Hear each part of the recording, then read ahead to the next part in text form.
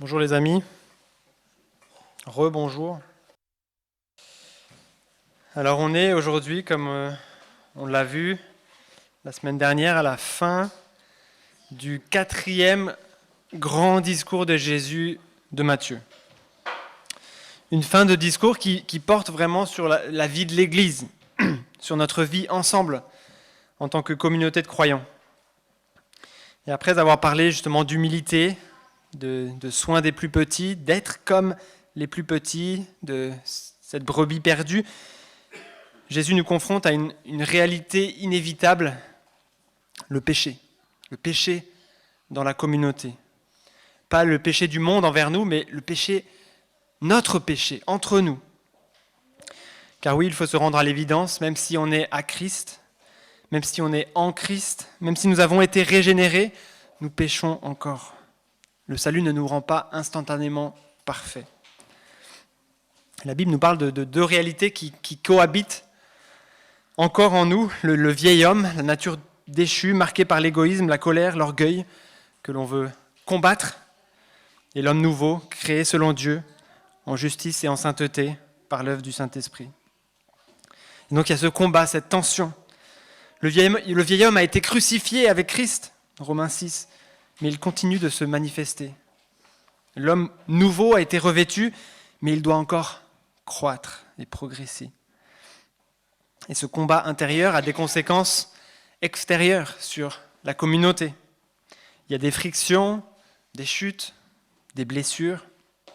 Et oui, même dans l'Église, nous sommes capables de pécher les uns contre les autres. Mais alors Jésus ne nous laisse pas seuls face à cela. Et le passage d'aujourd'hui est, dans cette première partie, un manuel simple, on pourrait dire, mais radical, pour apprendre à vivre la communion en présence du péché. Et pour cela, Jésus nous donne deux clés. Ça va être les deux parties d'aujourd'hui. Comment restaurer un frère ou une sœur qui s'égare, ou on pourrait dire comment réagir au péché quand on le voit dans la vie d'un autre membre. Et puis deuxième clé, deuxième question à laquelle le texte répond, comment pardonner comme Dieu nous a pardonné. On pourrait dire comment réagir lorsque l'on a péché contre nous. Et sur ce deuxième point, la réponse peut se résumer très simplement, pardonner. Encore et toujours. Alors on pourrait passer des heures sur ce texte. Il est passionnant, rempli de vérités ultra importantes. Et certains qui connaissent Pascal Denot seront intéressés de savoir qu'il a fait 7 prédications sur ce texte. Mais nous, ce matin, on va pas pouvoir tout traiter, on va essayer d'aller à l'essentiel. Alors, pour ne pas perdre de temps, on va directement attaquer la première partie. Donc c'est le verset 15, ça commence au verset 15, on va voir jusqu'au verset 20 pour cette première partie. Comment restaurer un frère ou une sœur qui s'égare ? Alors pour ceux qui connaissent bien le texte, peut-être le réflexe c'est de dire « Ah, je sais ce que c'est le passage sur la discipline d'église, Matthieu 18. » Et ce n'est pas faux. Avec d'autres textes, ils fondent ce qu'on appelle la discipline d'église, et on y reviendra tout à l'heure. Mais soyons honnêtes, ce terme peut faire un peu peur. On imagine peut-être des tribunaux ecclésiastiques, des sanctions lourdes, l'excommunication. Et souvent on se dit, ça au moins c'est le boulot des pasteurs. Même si, voilà, c'est un petit peu... Mais en étudiant Matthieu 18, j'ai été étonné de vraiment réaliser que Jésus s'adresse à tous les disciples. Le texte ne dit pas si tu es ancien, si tu es pasteur, mais il dit, et on commence au verset 15, « Si ton frère a péché ». Si ton frère a péché. Autrement dit, nous sommes tous concernés. On est tous frères et sœurs les uns des autres. La discipline d'église n'est pas un outil réservé aux responsables, mais une mission confiée à chaque membre de l'église. Ensemble, en famille spirituelle. C'est l'expression concrète de notre amour fraternel, les uns pour les autres. On va le voir tout à l'heure et c'est très beau. Alors je vous invite à prendre le texte, on va lire les versets 15 à 20. Je lis dans la version second 21. Si ton frère a péché contre toi, alors contre toi étant recroché, on verra ça tout à l'heure, va et reprends-le seul à seul. s'il t'écoute, tu as gagné ton frère. Mais s'il ne t'écoute pas, prends avec toi 1 ou 2 personnes, afin que toute l'affaire se règle sur la déclaration de 2 ou 3 témoins. S'il refuse de les écouter, dis-le à l'Église. Et s'il refuse aussi d'écouter l'Église, qu'il soit à tes yeux comme le membre d'un autre peuple et le collecteur d'impôts. Je vous le dis en vérité, tout ce que vous lirez sur la terre aura été lié au ciel, et tout ce que vous délierez sur la terre aura été délié au ciel. Je vous dis encore que si 2 d'entre vous s'accordent sur la terre pour demander quoi que ce soit, cela leur sera accordé par mon Père céleste. En effet, là où 2 ou 3 sont rassemblés en mon nom, je suis au milieu d'eux.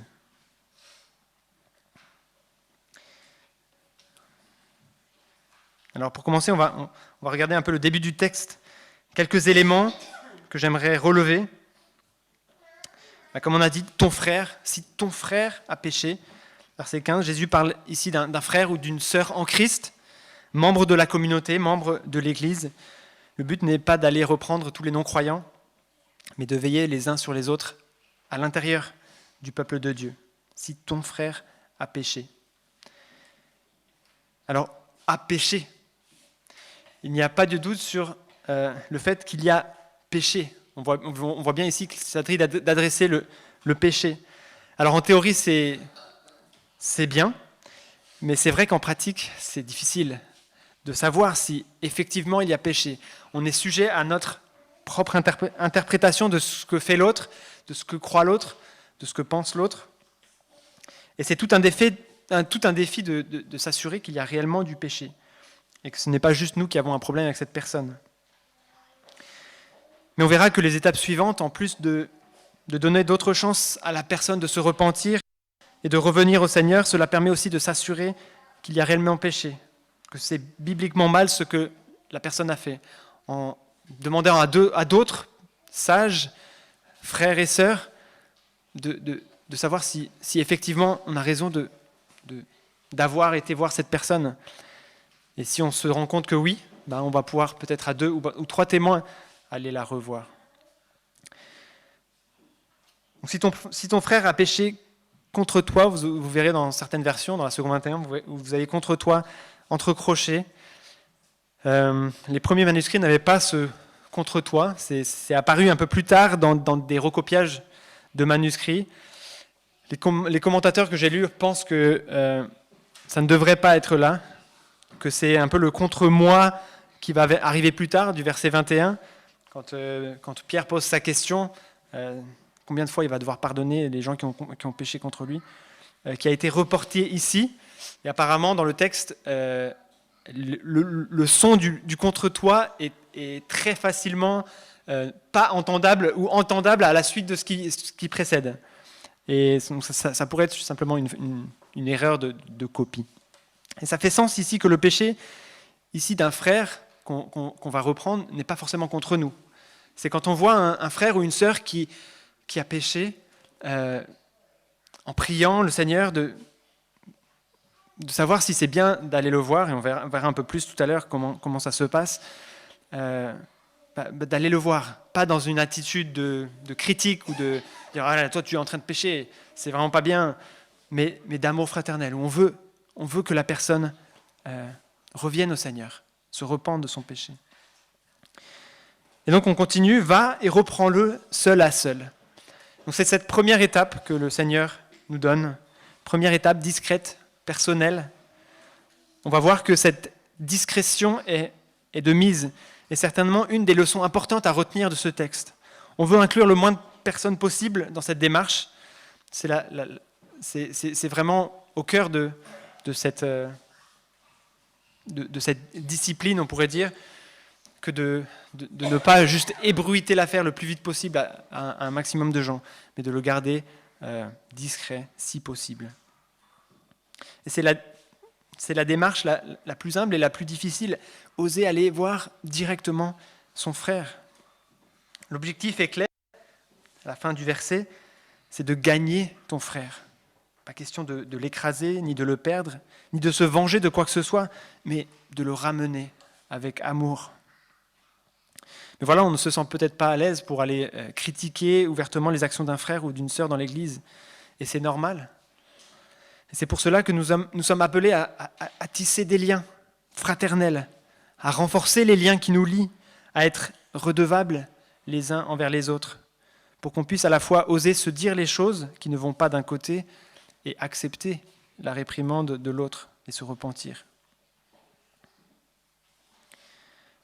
Cette réprimande, ce reproche, cette dénonciation du péché doit obligatoirement être motivée par un amour profond pour l'autre.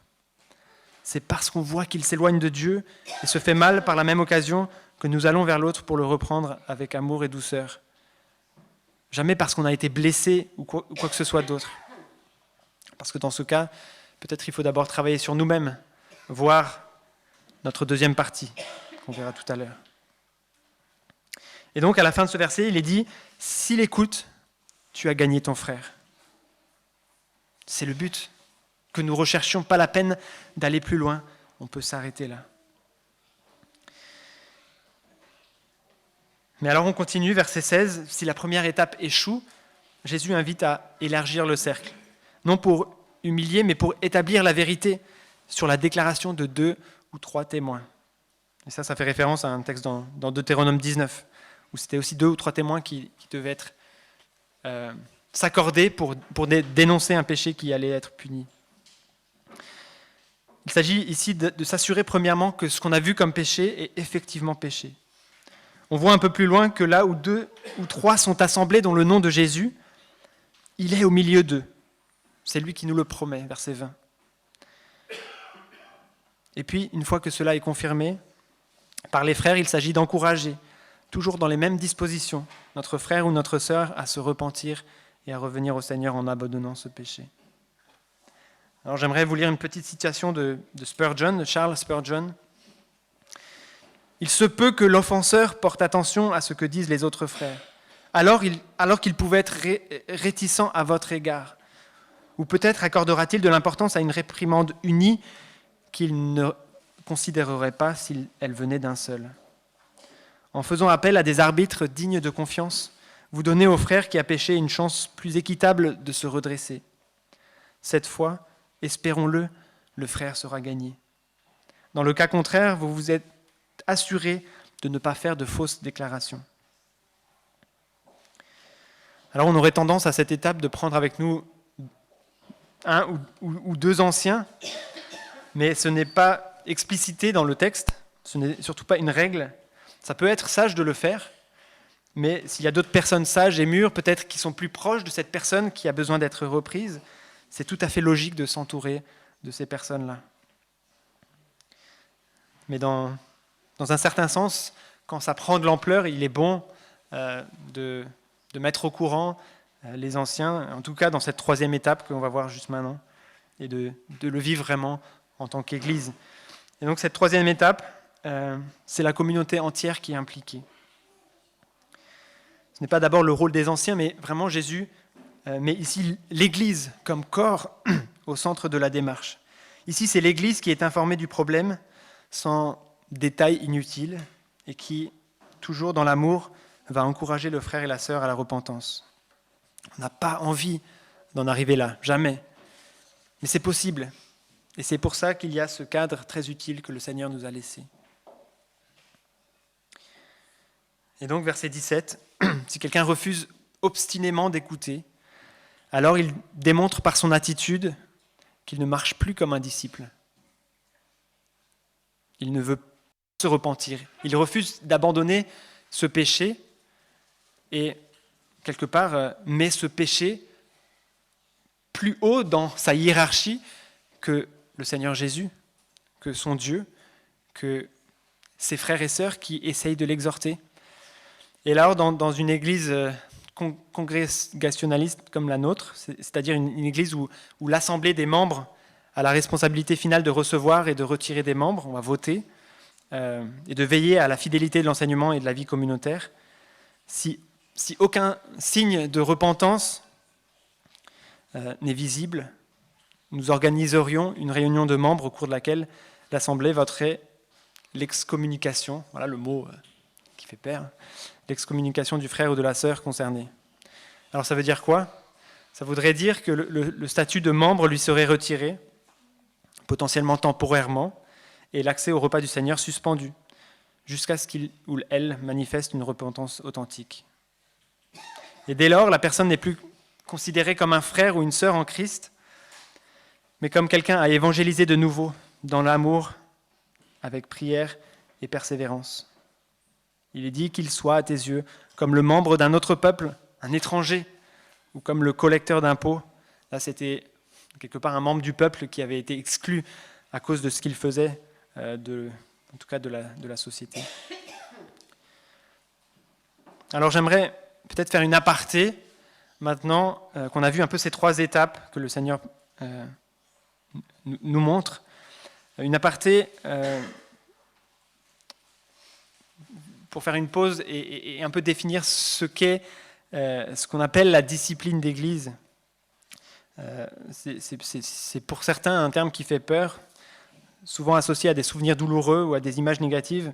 Et j'aimerais vous parler un peu plus en détail de la discipline d'église. Nous avons la chance d'avoir un auteur contemporain, Jonathan Leeman, qui a écrit ce livre que j'ai là, La discipline d'église, sur ce sujet, que je conseille vivement à ceux qui se poseraient des questions sur ce sujet. Il répond vraiment admirablement aux questions qu'on peut avoir. Il y a aussi un autre livre qui existe, Comprendre la discipline d'église, qui est peut-être plus destiné aux membres de l'église, pour savoir comment en tant que membre, vivre la discipline d'église dans notre église. Mais les deux sont très bien. Et il montre très bien que la discipline n'est rien d'autre qu'une partie normale du discipulat. Vous avez remarqué que discipline et disciple viennent de la même racine. On ne peut pas faire des disciples sans former, corriger et redresser. Alors qu'est-ce que c'est et qu'est-ce que ça n'est pas ? Donc la discipline d'église, c'est l'autre face du discipulat qu'on connaît bien, on pourrait dire. Il y a quand même comme 2 dimensions, la discipline formative et la discipline corrective. La discipline formative, c'est tout ce que nous faisons quand nous lisons la Bible ensemble, quand nous chantons, quand nous nous exhortons, quand nous prions les uns pour les autres, quand nous prêchons la parole, quand nous l'étudions ensemble.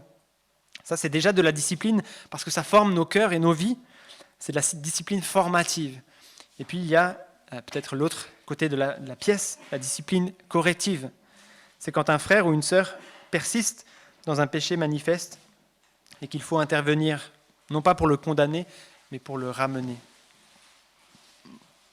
J'avais lu justement dans ce livre un exemple d'un rugbyman qui vient faire un foot et en plein match, il vient, il ramasse la balle et il commence à courir à travers le terrain. Et donc l'arbitre va siffler pour lui dire mais c'est pas ça le football, on joue au pied, tu ne peux pas prendre la balle avec les mains. Et donc il va lui expliquer c'est quoi les règles du football. Alors peut-être ça aurait été bien de lui expliquer avant de commencer le match. C'est pour ça que dans l'église on essaye d'avoir la discipline formative avant la discipline corrective. Mais voilà, les deux sont importants. Il y a besoin de corriger quand des erreurs sont faites.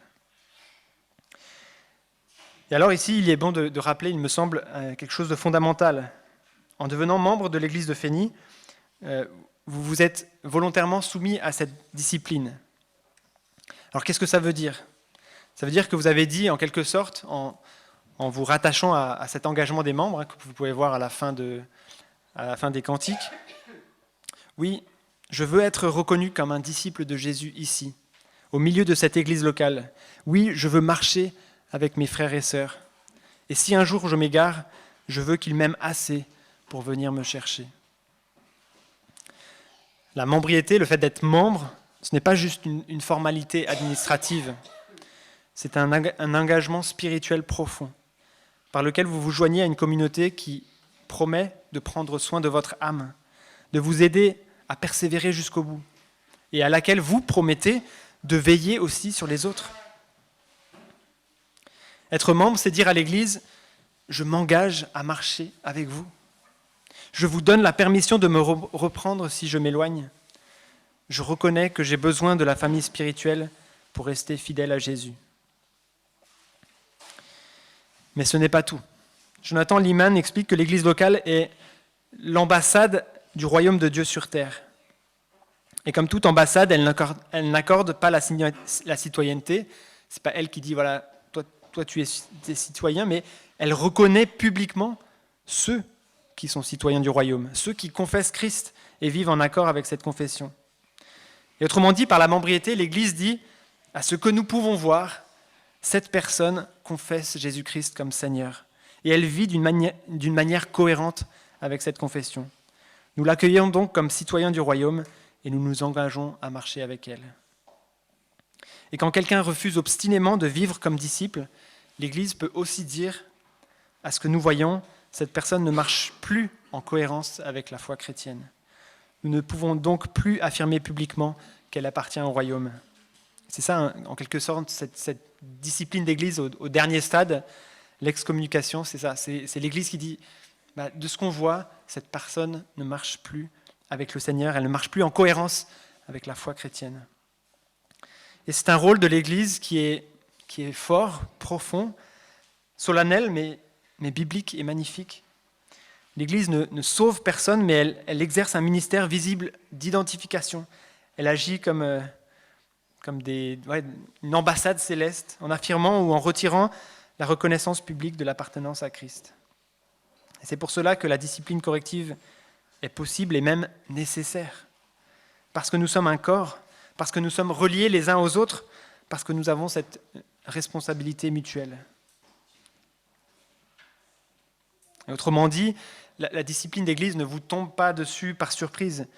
Elle est l'expression d'un mutuel, d'un amour réciproque et d'une mission particulière. Nous garder les uns les autres en Christ jusqu'au bout. Alors peut-être que vous avez plein de questions encore qui vous viennent dans la tête. On va sûrement pas répondre à tout. Mais n'hésitez pas à venir nous voir à la fin si vous voulez discuter. Peut-être je peux donner encore quelques objectifs clairs de la discipline d'Église. Ce n'est jamais de punir, mais d'aimer. Et il y a plusieurs objectifs. Le premier, le péché, qui aime se cacher et que nous ne voulons pas cautionner dans l'Église. Un deuxième objectif, c'est de mettre en garde, en rappelant qu'il y a un jugement, prévenir notre frère ou notre sœur qu'il s'éloigne, qu'il s'écarte du chemin.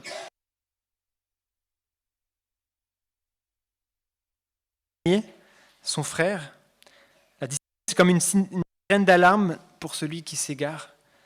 On veut qu'il revienne, on veut le gagner. Et puis il y a peut-être encore deux objectifs. Protéger l'Église. C'est comme un cancer qui se propage. Le péché non traité peut contaminer tout le corps. Et nous voulons protéger l'Église, nous protéger les uns les autres des conséquences néfastes du péché. Et puis un dernier objectif de témoignage, témoigner au monde, montrer que l'Église appartient vraiment à Christ et reflète sa sainteté.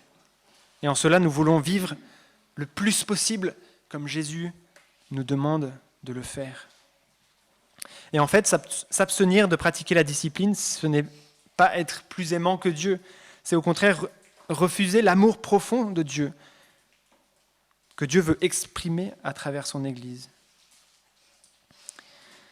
Alors c'est un acte d'amour, je l'ai déjà dit, comme un médecin qui opère pour sauver, comme un parent qui reprend un enfant qu'il aime trop pour le laisser se perdre. C'est aussi un signe de l'Évangile. Dieu ne nous laisse pas dans nos errements, il nous poursuit pour nous ramener. Et puis, comme j'ai dit, c'est une protection, un témoignage. L'Église montre au monde qu'elle est différente et qu'elle prend au sérieux la sainteté de Dieu. Alors on a vu le chemin que Jésus nous donne dans Matthieu 18, d'abord aller voir la personne seule à seule, puis si elle refuse d'écouter avec un ou deux témoins, puis encore devant l'Église. Et si la personne persiste, la considérer comme un incroyant, c'est-à-dire l'aimer encore bien sûr, on veut aussi continuer de la voir venir aux célébrations, pour qu'elle entende la parole de Dieu prêchée, pour qu'elle puisse voir les chrétiens s'aimer, mais désormais comme une personne à évangéliser. C'est important de voir que l'excommunication n'est pas une fin brutale, c'est une étape finale, douloureuse, pour amener à la repentance. Et si la personne revient, l'Église doit être la première à l'accueillir à bras ouverts, comme Paul le dit dans 2 Corinthiens 2. Et donc en parallèle de Matthieu 18, vous avez le texte de 1 Corinthiens 5 qui parle aussi de ce sujet-là, peut-être plus brutalement, dans le sens où il n'y a pas ces étapes préliminaires dans le texte de 1 Corinthiens 5, mais il semblerait que elles ne sont pas évoquées, mais elles étaient déjà actées. La personne qui pêche dans 1 Corinthiens 5 était non repentante. L'Église avait dû s'en rendre compte. C'était quelque chose que l'Église savait. C'est l'histoire de celui qui avait couché avec la femme de son père. Et donc la personne était renvoyée, excommuniée de l'Église directement. Donc, je vous invite à lire ce texte dans 1 Corinthiens 5 si ça vous intéresse. Et puis le texte un peu parallèle dans 2 Corinthiens 2 où Paul fait revenir quelqu'un qui avait été excommunié dans l'assemblée. Alors en fin de compte, la discipline d'Église n'est pas une pratique secondaire, elle touche directement à l'honneur du Christ, car le monde regarde l'Église et se fait une idée de Dieu en nous observant. Quand l'Église prend au sérieux le péché, mais avec amour et patience, elle montre la sainteté de Dieu et la profondeur de sa grâce. Alors voilà pourquoi la discipline d'Église est belle, même si elle est difficile. Elle n'est pas punitive, mais restauratrice. Elle n'est pas réservée aux responsables, mais confiée à toute l'Église. Elle n'est pas un obstacle à la grâce, mais une vitrine de la grâce de Dieu. Et Jonathan Leeman dit même « Ne pas pratiquer la discipline, c'est prétendre aimer mieux que Dieu. Car Dieu, lui, aime assez pour reprendre et corriger ses enfants. » Hébreux 12, verset 6. Alors on pourrait en dire beaucoup plus. N'hésitez pas à venir nous poser vos questions. Si on peut y répondre, ce sera avec plaisir. Ou aller lire ces livres si ça vous intéresse. Et donc je conclus cette première partie avec les versets 18 à 20. À la lumière de cet aparté sur la discipline de l'Église, les versets 18 à 20 prennent tout leur poids. Jésus confie à l'Église les clés du royaume qu'il avait déjà confiées à Pierre au chapitre 16. Avec les mêmes termes, tout ce que vous lirez sur la terre aura été lié au ciel. Et tout ce que vous délirez sur la terre aura été délié au ciel. L'Église a l'autorité de reconnaître et de déclarer qui vit ou non comme un disciple de Christ. L'Église a l'autorité de déclarer qu'est-ce qui est bien ou mal au vu de la parole de Dieu. C'est énorme comme responsabilité et en même temps c'est rassurant. Nous ne faisons pas ce travail seuls. C'est l'Église et les frères et sœurs ensemble qui portent cette responsabilité, cette délégation de la part de Dieu. Et car Jésus promet, là où 2 ou 3 sont assemblés en mon nom, je suis au milieu d'eux. Alors souvent on cite ce verset pour des petits groupes de prière, mais ici j'ai l'impression qu'il concerne surtout la discipline d'Église. Quand 2 ou 3, ou toute une communauté prennent au sérieux la restauration d'un frère égaré, Christ lui-même est présent et agit au milieu d'eux. Alors, ça veut dire quoi tout ça pour nous concrètement ? Voilà quelques questions qu'on peut se poser peut-être en repartant avec ce texte. Est-ce que je me sens responsable de mes frères et sœurs dans la foi ?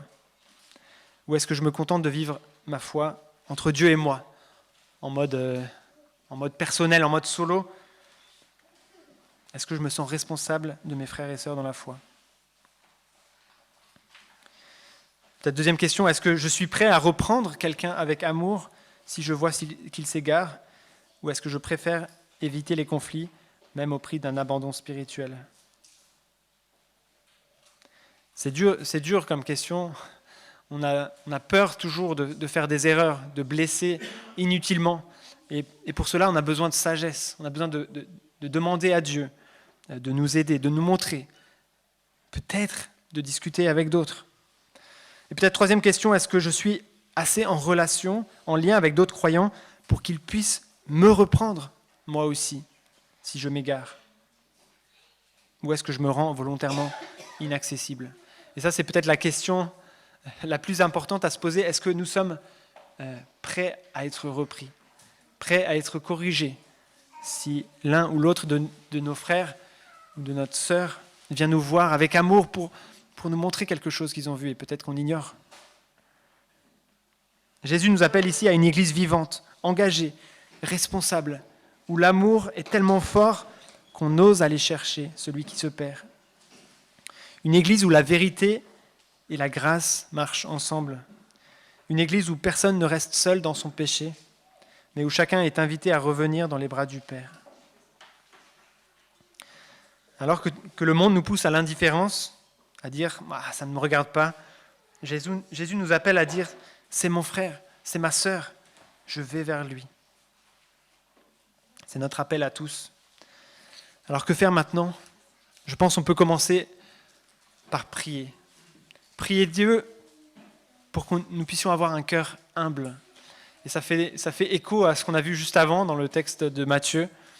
Nous avons besoin d'être comme des tout-petits, avec ce statut d'enfant de l'époque, ce statut où oui, on n'est pas rempli d'orgueil, on peut recevoir la correction quand elle est juste, sans se braquer, sans fuir, mais avec foi et confiance que Dieu agit aussi à travers nos frères et sœurs. On peut prier pour un cœur humble. On peut prier pour un amour fraternel grandissant.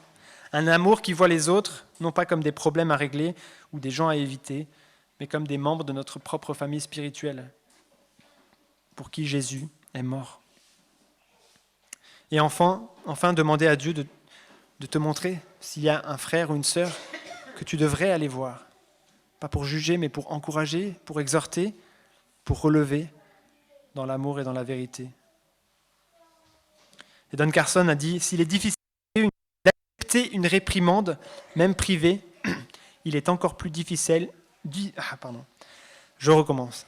« S'il est difficile d'accepter une réprimande, même privée, il est encore plus difficile de faire une réprimande avec humilité et amour. »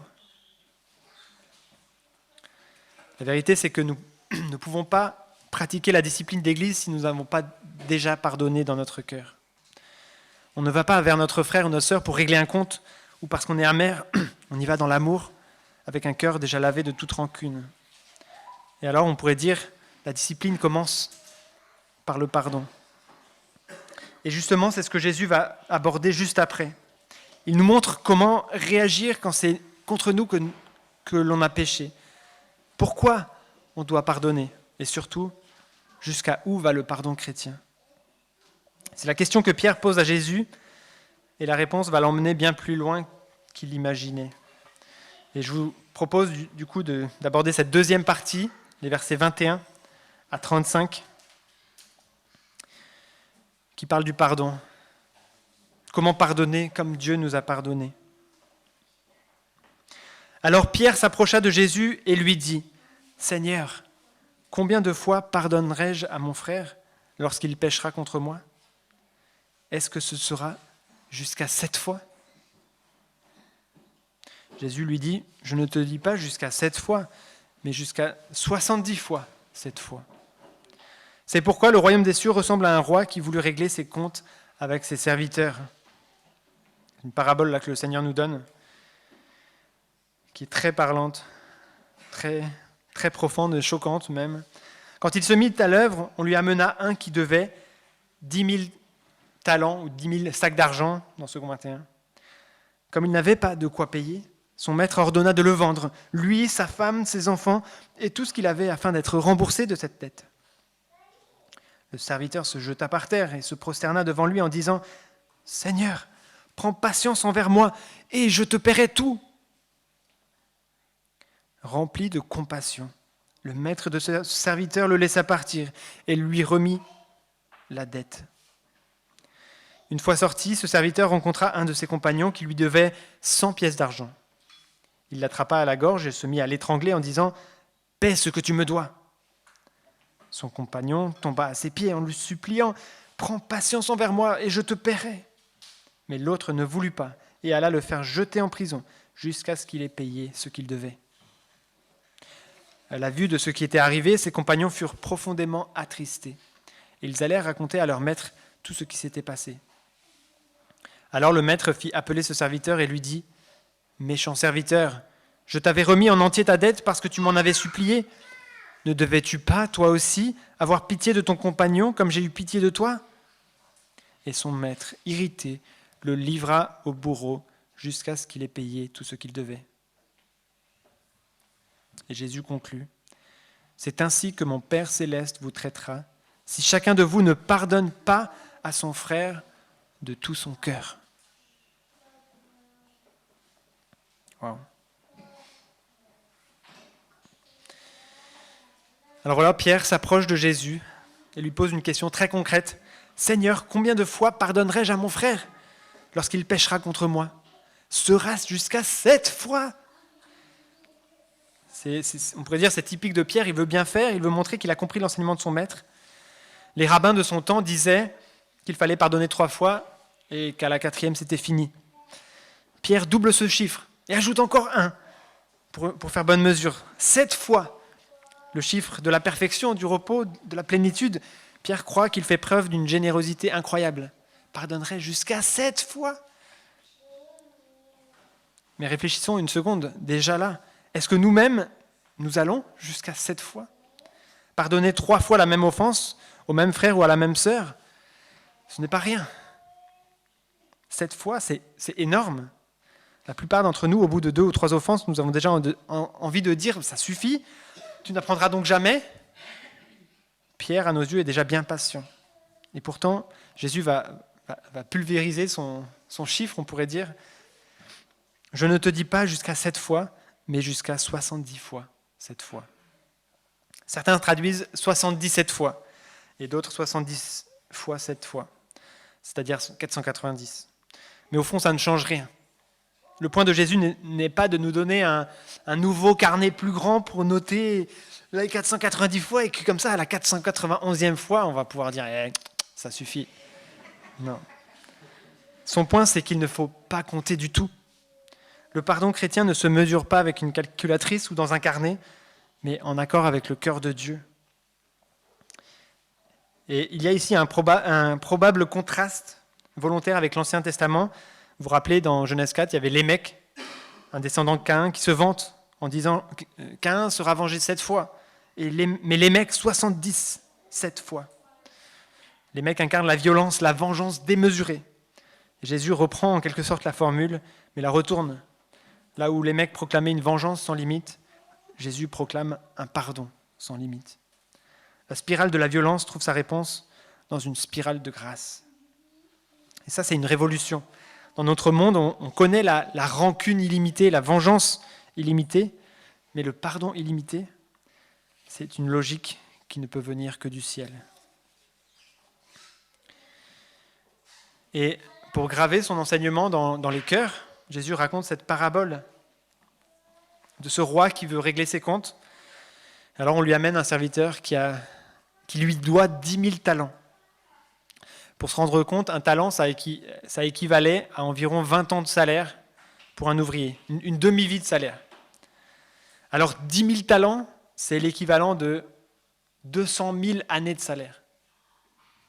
Autrement dit, une dette infinie, impayable, absurde. Jésus choisit volontairement le plus grand nombre qui existait, myria, qui veut dire 10 000. On a myriade qui en découle. Et la plus grande unité monétaire, le talent, pour marquer le coup. C'est comme si on disait aujourd'hui des milliards et des milliards, des trilliards et des trilliards, parce que les milliards, c'est déjà plus très beaucoup. Une somme astronomique. Et ce serviteur, incapable de payer, tombe à genoux. « Seigneur, aie patience envers moi, je te paierai tout !» La promesse est ridicule, même avec 100 vies, il ne pourrait jamais rembourser. Mais le roi est ému de compassion, il remet toute la dette. Voilà la grâce pure, scandaleuse on pourrait dire inconditionnel. Ce serviteur sort de là, libre, allégé d'un fardeau écrasant. Mais à peine sorti, il croise un collègue qui lui doit 100 deniers. Alors, c'est pas rien, 100 deniers. On peut dire que c'est à peu près 3 ou 4 mois de salaire. C'est une vraie dette, pas négligeable, mais rien à voir avec la sienne. Et que fait-il ? Il l'attrape à la gorge. « Paie ce que tu me dois !» Son compagnon supplie avec les mêmes mots que lui, qu'il avait employés quelques instants plus tôt, mais il lui refuse et le jette en prison. Cette incohérence est révoltante, je pense que vous êtes d'accord avec moi. Moi, à chaque fois que je lis ce texte, je dis « Mais comment il peut faire ça ?» Juste quelques instants plus tard. Ceux qui assistent à la scène en sont attristés aussi et vont en informer le roi. Le roi convoque ce serviteur, méchant serviteur. « Je t'avais remis en entier ta dette parce que tu m'en avais supplié. Ne devais-tu pas aussi avoir pitié de ton compagnon comme j'ai eu pitié de toi ?» Et dans sa colère, il le livre au bourreau. La parabole est claire. Celui qui refuse de pardonner démontre qu'il n'a pas réellement goûté au pardon de Dieu. Ce n'est pas que Dieu nous pardonne à condition qu'on pardonne, comme si nos œuvres méritaient sa grâce, non. C'est que si sa grâce nous a véritablement transformés, elle nous rend nécessairement capables de pardonner. Le pardon reçu et le pardon donné sont inséparables. Alors Jésus conclut, « C'est ainsi que mon Père céleste vous traitera si chacun de vous ne pardonne pas à son frère de tout son cœur. » Voilà le cœur du problème. Pas seulement pardonner des lèvres, pas seulement dire « Ah, je t'excuse » du bout des lèvres, mais pardonner de tout son cœur. Relâcher la dette, abandonner la rancune, laisser tomber le droit à la vengeance et chercher la réconciliation. C'est là que ça devient concret et difficile. Parce que nous savons bien que pardonner, ce n'est pas naturel. Quand quelqu'un nous blesse, tout en nous réclame justice. Et souvent, notre conception de la justice, c'est « tu m'as fait mal, je vais te faire mal en retour ». Ou alors « je vais te punir en t'ignorant, en te rayant de ma vie ». Mais Jésus nous appelle à briser ce cycle. Alors pourquoi on devrait pardonner ? Parce que nous avons été pardonnés infiniment. Nos offenses contre Dieu sont innombrables et pourtant il a tout effacé à la croix. Nous étions insolvables, il a payé. Comment pourrions-nous retenir alors une dette contre nos prochains ? Peut-être on se pose la question, ouais, on a péché, mais voilà, nos péchés sont quand même limités en nombre. Est-ce que c'est vraiment une dette infinie qu'on a envers Dieu ? Et à cela, on répond souvent par cette image du président qu'on offense. Si on insulte notre camarade de classe, bon voilà, c'est pas bien, mais c'est pas très grave, on pourrait dire. Si on donne une baffe à notre frère, c'est pas bien, mais c'est pas très grave. Mais si on fait la même chose au président de la République, c'est très grave, parce qu'on a offensé quelqu'un avec un statut très important. Et c'est en cela que quand on offense Dieu, quand on pêche contre Dieu, notre dette est infinie. Parce que Dieu est infini, son statut est infini. Alors pourquoi pardonner ? Parce que nous avons été pardonnés infiniment. Et aussi parce que pardonner libère. Garder de la rancune, c'est comme boire du poison en espérant que l'autre meure. Ça nous ronge de l'intérieur. Pardonner, c'est se libérer soi-même de ce poids quelque part. En tout cas, c'est Dieu qui nous libère de ce poids. Et puis peut-être pardonner parce que c'est un témoignage de pardon.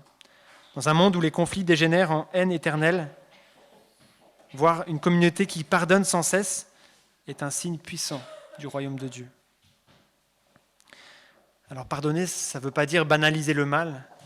Ce serviteur qui devait réellement son denier, c'est une vraie dette qu'il avait. C'est vraiment quelque chose de mal qu'il avait fait. Jésus ne nie pas que la dette existe. Pardonner ne veut pas non plus dire se réconcilier automatiquement. La réconciliation suppose repentance et changement. Mais pardonner, c'est choisir de ne pas garder rancune, de ne pas nourrir la vengeance. C'est confier la justice à Dieu. Pardonner, c'est relâcher la dette. Le mot grec employé signifie littéralement « laisser aller ». Je renonce à exiger de toi réparation, même si tu m'as fait mal. Mais attention, si nous pouvons relâcher les dettes, ce n'est pas parce qu'elles n'existent pas, mais parce qu'elles ont déjà été prises en charge. Quand Dieu nous pardonne, ce n'est pas qu'il ferme les yeux sur nos péchés, c'est qu'il les a fait retomber sur Christ à la croix. Le pardon coûte toujours quelque chose. Ce serviteur de la parabole n'a pas payé, mais le roi a assumé le coût. De même, nos enfances ne disparaissent pas dans le néant. Elles ont été portées par Jésus. C'est lui qui a payé le prix. Et alors on a sûrement plein d'histoires de chrétiens qui ont pardonné dans des circonstances bouleversantes, comme Corrie ten Boom, par exemple, qui après les camps nazis, a serré la main d'un de ses bourreaux en lui disant « Je te pardonne ». Ou encore des parents qui, après le meurtre de leur enfant, choisissent de prier pour le criminel. Vous avez sûrement en tête l'exemple tout récent de Erika Kirk, qui a pu dire quelques jours après l'assassinat de son mari Charlie qu'elle pardonnait à son assassin. Cette déclaration a choqué le monde. Et ces exemples ne minimisent pas la douleur, mais ils montrent la puissance de l'Évangile. Peut-être que pour nous, ce n'est pas aussi dramatique. Peut-être que c'est un frère qui nous a blessés par des paroles, une sœur qui nous a déçus, un conjoint, un collègue. Mais l'appel est le même, pardonner et pardonner encore. Et les amis, une communauté de pardonnés, comme nous sommes, doit être aussi une communauté qui pardonne. Nous n'avons pas à compter nos pardons, mais à nous souvenir du pardon que nous avons déjà reçu. Alors laissons tomber nos carnets de comptes, apprenons à relâcher, à pardonner de tout notre cœur, non pas en puisant dans nos propres forces, mais en regardant à la croix. Là, nous voyons la dette infinie remise, le prix du pardon payé. Et c'est en contemplant ce pardon que nous recevons la force de pardonner à notre tour. Je conclus. Frères et sœurs, l'enseignement de Jésus aujourd'hui est clair. Une église en bonne santé, c'est une église qui sait se reprendre et se pardonner. D'un côté, nous sommes appelés à chercher ceux qui s'égarent, non pas pour les exclure, mais pour les restaurer. Et de l'autre, nous sommes appelés à pardonner, sans compter, comme Dieu nous a pardonné. Les deux choses vont ensemble. Tu ne pourras jamais aller voir ton frère pour le reprendre si ton cœur est plein d'amertume. Tu ne peux pas chercher la restauration si tu ne cherches pas d'abord la réconciliation. Alors, je te laisse avec deux questions très simples mais profondes. Est-ce que tu aimes assez ton frère ou ta sœur pour aller le chercher s'il s'égare ? Et est-ce qu'il y a aujourd'hui quelqu'un à qui tu n'as pas encore pardonné ? Un frère ou une sœur en Christ qui est ici ou qui est ailleurs, à qui tu n'as pas encore pardonné. Peut-être que Dieu est en train de te le montrer là, maintenant. Alors n'attends pas, va, pardonne, restaure. Parce que c'est ainsi que notre Père nous a aimés. Et souvenons-nous, celui qui a beaucoup été pardonné aime beaucoup. Je vais encore prier, puis on chantera le numéro 151. Seigneur Jésus, merci pour ce texte profond, pour ce texte qui me remue, qui nous remue. Seigneur, tu vois notre Église, là où on en est, nos relations fraternelles, le péché aussi qui peut exister dans nos vies et entre nous. Seigneur, je te prie que tu puisses nous montrer le chemin à suivre. Seigneur, que nous ne fassions pas des erreurs dommageables, où l'on va trop vite, trop loin, mais en même temps, Seigneur, qu'on ne fasse pas non plus l'erreur de ne rien faire, de ne rien dire, par peur de blesser. Seigneur, donne-nous de la sagesse, donne-nous de l'intelligence, montre-nous du discernement, Seigneur, pour que nous puissions aller voir nos frères et sœurs quand on voit le péché dans leur vie, avec amour, avec douceur, avec vraiment le désir qu'ils puissent être restaurés, qu'ils puissent revenir à toi, qu'ils puissent abandonner ce péché et avancer de plus belle avec toi. Seigneur, je te prie que tu puisses nous faire avancer sur ce chemin, qu'on puisse de mieux en mieux comprendre ce qu'on a vu en vitesse ce matin. Seigneur, que tu puisses nous aider les uns les autres à nous aimer de plus en plus et à prendre soin les uns des autres de plus en plus. Seigneur, aide-nous à pardonner comme tu nous as pardonné à tous ceux qui nous ont fait du mal. Seigneur, aide-nous à pardonner entièrement, à pardonner de tout notre cœur, à ne plus avoir de rancune envers ces personnes, à rejeter l'amertume qui peut être là et à te laisser la justice à toi. Seigneur, aide-nous à aimer comme toi tu nous as aimés, à pardonner comme toi tu as pardonné. Au nom de Jésus, on te prie. Amen.